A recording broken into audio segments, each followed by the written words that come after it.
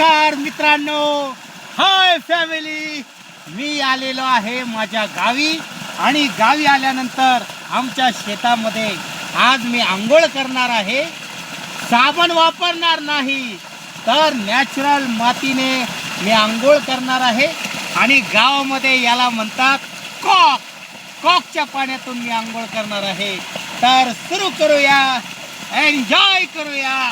हा हा हा, ठंडे ठंडे पानी से नहाना चाहिए, गाना आए ना आए, गाना चाहिए. हा हा, मस्त मजा येत आहे.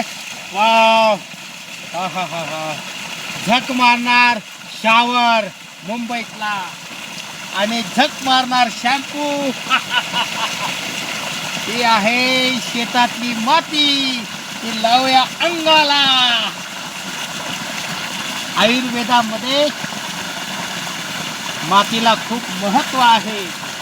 पूर्वी जखम झाल्यानंतर ही अशी शेतातली माती आपण जखमेला चोळायचो आणि आपली जखम बरी व्हायची.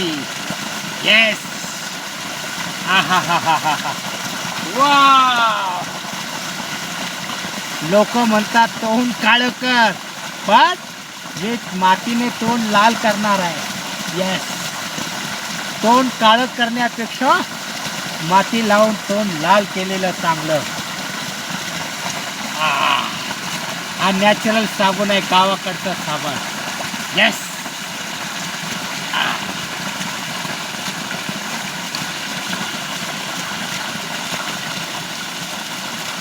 पायाला पण थोडी माती लावूया.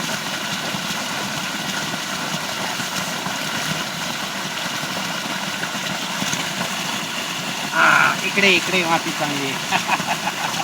येस,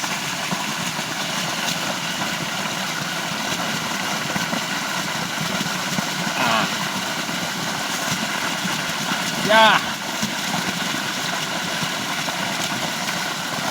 चलो, आता पाणी घेऊया अंगावर. वा, जबरदस्त. यस, खूप मजा आलेली आहे. हा हा हा हा हा, काय गारगार पाणी. हा, खरं सुख गावीच मिळतं मित्रांनो. गावी येत जा, आनंद घेत राहा. मला सांगा, मुंबईत असा आनंद मिळेल का? हा हा हा.